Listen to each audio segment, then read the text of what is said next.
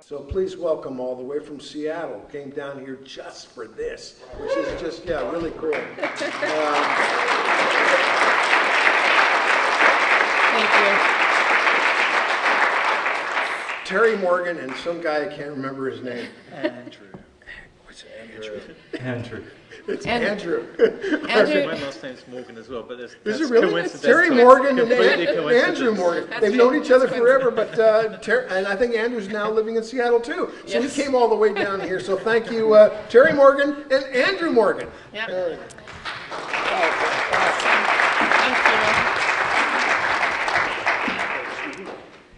So I'm the co-founder of LumaTouch, and as you said, we make LumaFusion, which is a multi-track professional editor for iOS. Yeah. Is there anyone out there that's used it, just so I know? Okay, just a few, which is great. So first we're going to talk about why someone would choose mobile for either their entire workflow or a part of it, like integrating it into your workflow with Final Cut or Premiere. And then we're going to demonstrate the LumaFusion app, and then following that, Andrew and I will answer any questions, and after, in the break, we'll be up at the top answering questions as well. So Andrew's our customer support manager, and also very knowledgeable on mobile editing. So why would someone choose mobile editing? What's so great about mobile editing? Well, the most obvious answer is it's mobile. You can take it with you wherever you go. Which means you can edit in great places like these. But it also means you're liberated from your edit suite. And the benefit of that is that you can begin to take editing and integrate it into your life rather than trying to integrate your life into your edit suite. So it gives you this freedom and this liberation. And as you begin to integrate it into your life, you'll find you're editing more often. And what happens when you edit more often? Anybody know? You never. You never finish, no. No, but I mean, you get better at it. So there's been times in my career, I've been editing for 30 years, so there's been times in my career where I edit every day. And then there's times when I only edit, once a month, or just have other jobs to do or something. And when I come back to editing, I find, I just don't have the mojo, I don't feel right, I'm not getting the cuts right, and it's a bit of a struggle. But if you're editing every day or very often, you just get this real creative flow going and you feel great about it. And this is what mobile brings to your life. It's just this ability to integrate mobile into your life. It also allows you more opportunities to hit deadlines because you can start editing early and you can, fit it in while you're at the cafe, you can fit it in while you're on a sailboat, whatever. Here's an example of someone, Andrew Colton from Colton Legal Media, and he says mobile has truly enabled professional video editing anywhere, and you can see he's editing on a plane. So how many of you have tried editing with a laptop on a plane? And you know what it's like. It's really uncomfortable because the seat comes back towards you and your laptop screen is like this and your hands are forced into T-Rex position. And you're kind of like, oh, this is really... And so are you going to be creative in that situation? Obviously not. You're just pissed, So what the alternative is you have your iPad. It's always got a great angle for the screen. You don't need a mouse. You're just using your finger or your pencil if you want. And you can also have drives like the Western Digital or the Narbox drive, which I have over here, which serve your media via their own wireless signals to your editing system. And you can have those right in your carry-on. And this becomes a really cool experience. You put on your headphones, signaling to the person next to you that you are not going to be talking to them. And so it's a great experience. So this is Andrew Colton. He's doing just that. You can see he has his script on the left and the editing on the right. And he's editing a documentary. Here's another one from, let's see, Scott McKenna. And he is commenting on the joy of editing 4K on a mobile device, on an iPad, and how smooth that is. And thanks to Apple and AV Foundation and their core image, scrubbing 4K just feels buttery smooth. It's a great experience. And it's empowered him to feel like he can get some of his work done wherever he is with that bad carpet. I'm not sure where he is, but it maybe could be an airport or some building. But he's editing right on his knee with some headphones and a backpack. Let's see here. And then lastly, I'll share another one, Carolyn Scott, who is a journalist in the UK, and she's coming back from an NX18 event. She's on a bus, and she says that the video is done and published in a fraction of a time. So for mobile journalism, editing also on mobile is a huge benefit. When I messaged her to ask her, can I use your tweet for my presentation today, she said, that's so funny that you asked, because I was on a bus when I wrote that, but I'm actually on a train as I'm writing back to you, and I'm editing on that. And I said, well, what's really funny is I'm getting my hair cut later today, actually colored, and I'm going to be editing there. And she said, wow, that's real mojo, because mojo is mobile journalism. Anyway, so it's not just where you can edit, though, it's also when. So mobile editing allows early stage editing. It means you can edit on right during a shoot, right after a shoot. And this means you're going to be editing when you're most motivated and most involved in the story. But it also means you're going to find those problems earlier. So in this shoot, we were shooting for Western Digital, one of our sort of collaborators. We integrated their drive, and we're making a video for their website. And in that video, we're supposed to be showing how the integration works. And what none of us noticed, because we were all doing our production, we were wearing our production hats doing production, is that above the Western Digital drive is the Narbox drive, because I had both of them in my bag and they were both connected to the device. So I was like, Western Digital isn't going to like that so much, you know. I mean, they're both great drives, but yeah, they don't want someone else's drive on their website. So luckily, I had started putting the clips together on the shoot. And the minute I put my editing hat on, I was like, you know how you start examining the whole frame, which is something, like when you're shooting, you're like, oh, did the hand come in right? And did the camera do this? And the lighting?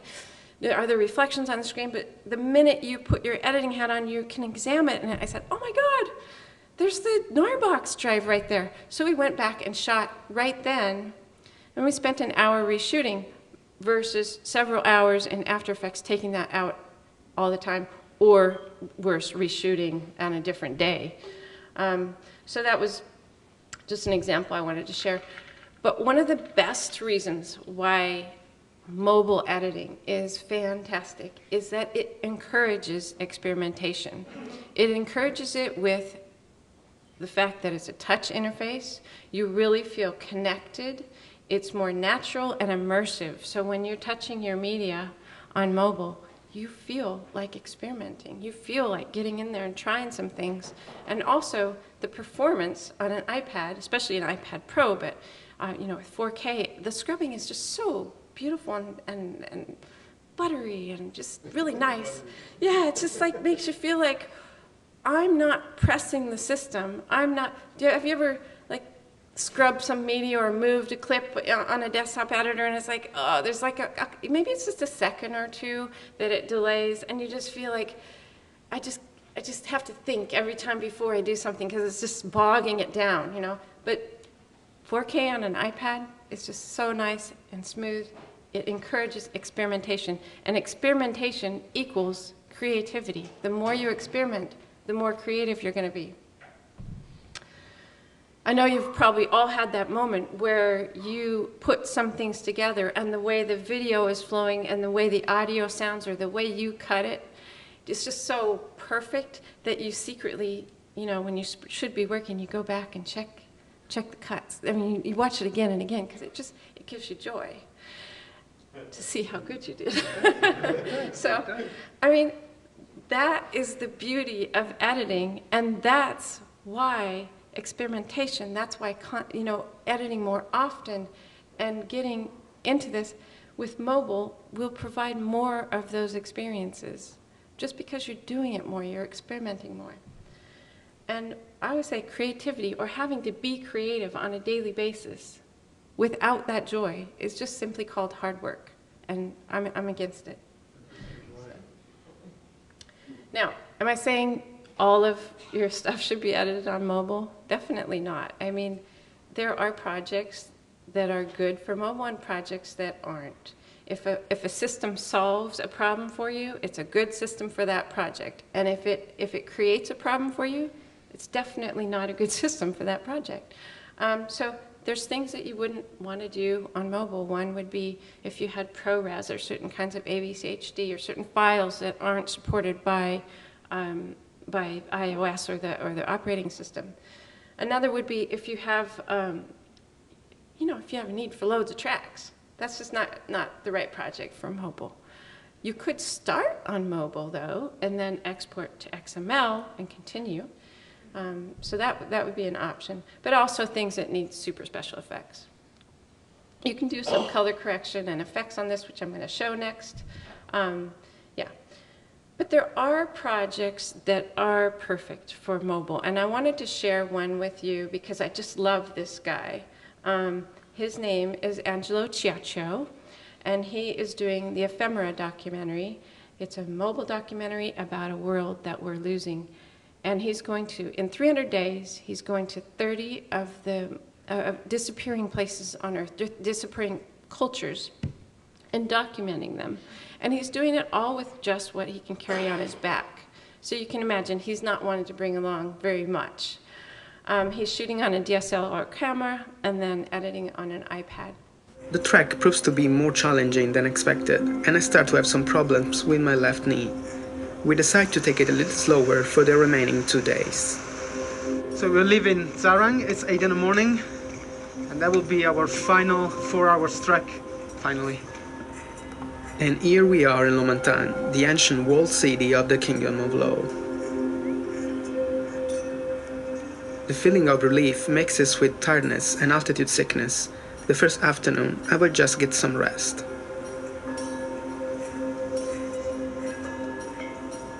Early in the morning, we start exploring the village as it slowly comes to life.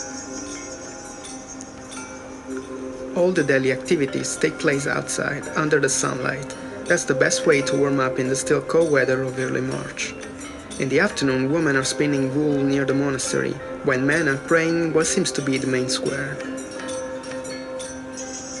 One of them offered to show us his collection of traditional objects and to enjoy the view from his roof.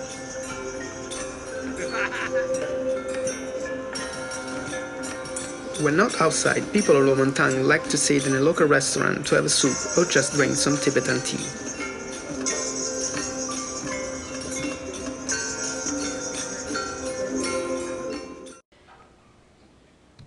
So some of his challenges for editing, or even doing this project, is he's carrying everything on his back. So any extra ounces is just a no-go. He doesn't have internet in these places, so he can't back up projects, he can't get media off of some place that he left it. He also doesn't always have a place to edit that's conducive for having a laptop and a mouse. You can see he's editing in bed here with his iPad in a tent somewhere.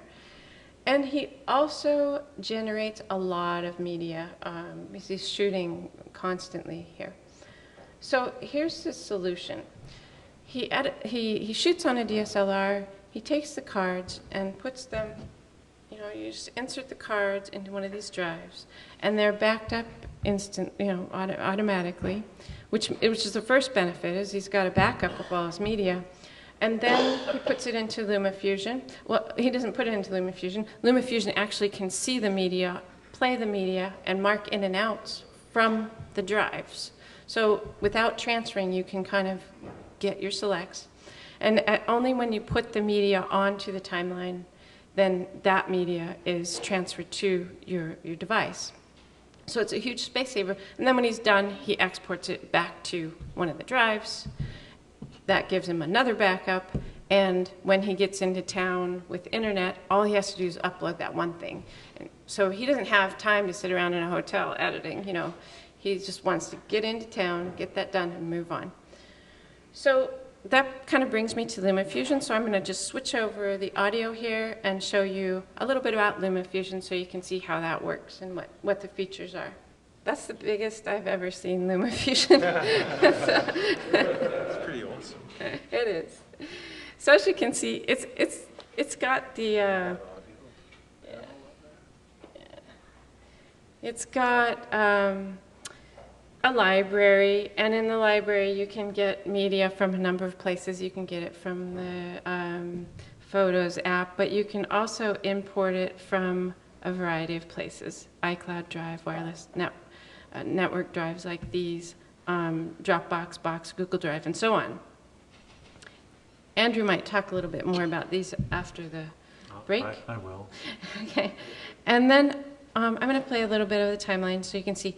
It's a multi-track timeline, so we have 3 layers of 4K with audio. And what I want to show you is you have 3 tracks of 4K with audio and an additional 3 tracks of audio. I only have 2 here, and on those 3 tracks of video, you can have multiple effects, as many as the device will hold, which is quite a few. You also have a titler. You can put effects onto titles. So in this clip, I've just put a motion onto a title, which was a still title. You have LUTs, LUT import and color correction. So you can import LUTs. And here's like a 3-layer effect. So I had a sort of a grayish sort of eye. I made it green, and then I added the guy with the camera into the eye and put a kind of roundness on him so he looks like he's in the eyeball. So to edit, and there's keyframing on everything. So to edit, you just take your source clip and you can mark your in and out. You can also do frame forward and backward with swipe. You can mark in. I'm going to put it here, and then you would swipe, if you wanted to go here, you swipe up to mark out. Then I'm going to drag that down into the timeline. And when I drop it, you see it's a lot like Final Cut. It has clips that are linked to the master time, but I'm not sure if Final Cut now does this, but one thing that we do here is allow you to unlink a clip. So if I was to trim this, that clip now is going to stay put. So if I want to link it again, tap on it, press link, and now it's going to be linked with the rest. So it's super easy to use. It also has insert and overwrite. So if I want to leave a blank black hole, I just put it in overwrite, and then I have a blank clip. If I want to replace that clip with another clip, I would stick it on top and choose one of the options, keep timeline duration, So I'll just do that one. So you see this is very familiar to what you're used to. The cool thing about LumaFusion is that if you double tap on any clip, so I'm going to double tap on this top clip, you get into one of the editors. So on a video clip, you have a frame and fit editor, which allows you to change the fit mode. Say you did a one-to-one project and you brought in a 16:9 clip, you can choose whether to fit and fill it. You can crop it. So I'm going to do some cropping here just with my finger. I'll put it around her face. She doesn't move a whole lot, but I'm going to put a keyframe here, move the crop, and then move down here, and move the crop again. So you see now the crop will move with that. I'm going to go over to the color and effects editor and add a cool color to it. these presets up here are all just, they're starting points, so I can still go in and adjust that as I like. I'm going to go down back to crop and do a corner radius on her and add some, sorry, I'm right-handed, not left-handed. Add some softness, and I could also go to size and position and move that anywhere. So this is all real time. Sorry, I actually. He does. He's a pen guy, and I am. Yeah, I've used the Apple Pencil and the and this little any stylus will work. Yeah, I'm not a pen person. It's hard doing at the angle I'm at right now, but usually I'm a little bit better with my finger. But anyway. Okay, and then all right. So now I'm going to go back to the bottom clip and double tap on that and start adding some effects to that. So I'll go over to this. I'm going to go to invert the color. And then I'm going to go to the distort filters. And in here, I'm going to start with a kaleidoscope. And again, all keyframeable. So each of the effects I'm going to add are keyframeable. You can see I can move it around with my finger. I'm going to put one keyframe there. And then over here, I think I don't know, you can just do it whatever you feel like. I'm going to just do that. And then over here, you'll see these effects are going to be layering up. And I'll be able to change the order of those. So let's see, I'm going to put a twist. I'll start it over here. And I'll go to the head. Okay, and then at the tail. Oops, I forgot to turn on keyframes. Turn on keyframing. Go to the tail, thank you, Andrew. And I will do this. So get that off of her face a little bit. And then as we move, we have this. Now, I'm going to add a blur. So now, just go back to the timeline and play what we have.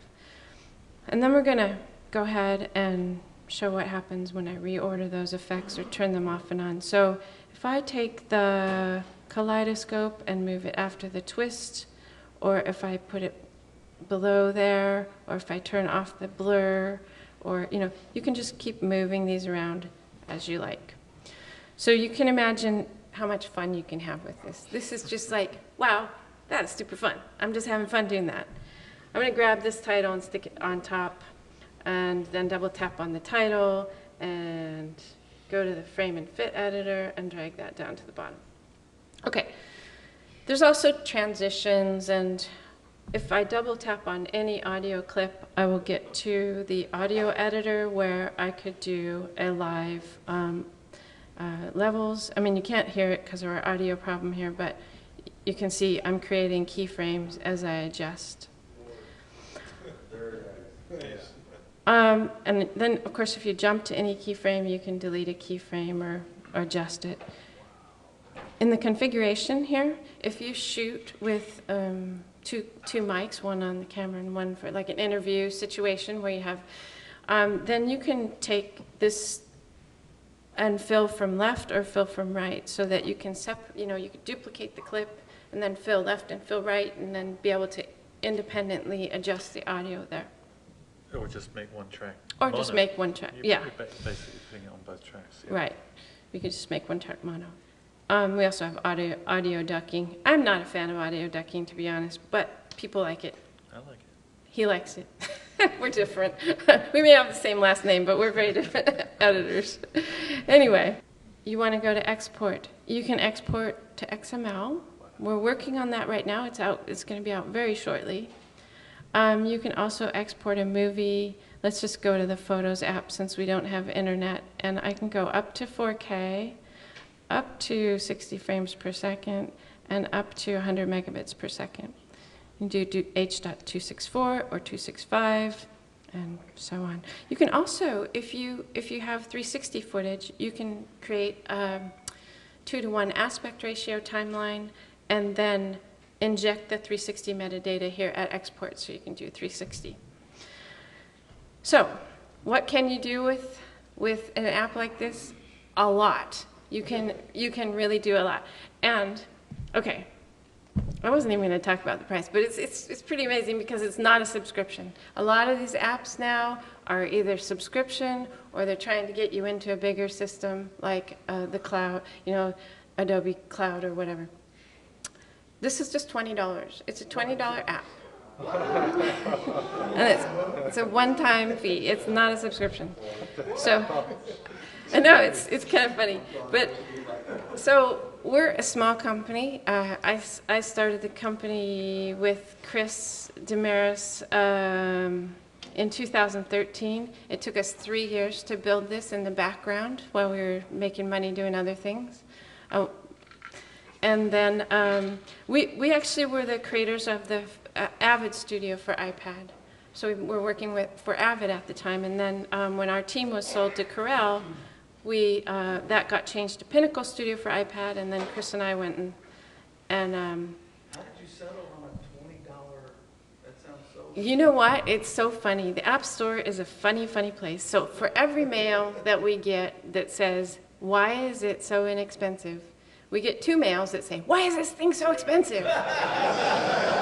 So, you know, it's like we didn't settle on it. We started at 40. And then we did price testing. And we actually make more money at 20 than we make at 40. That's the bottom line. I would love to raise it to 40 because it's worth way more than that. I mean, it's, yeah.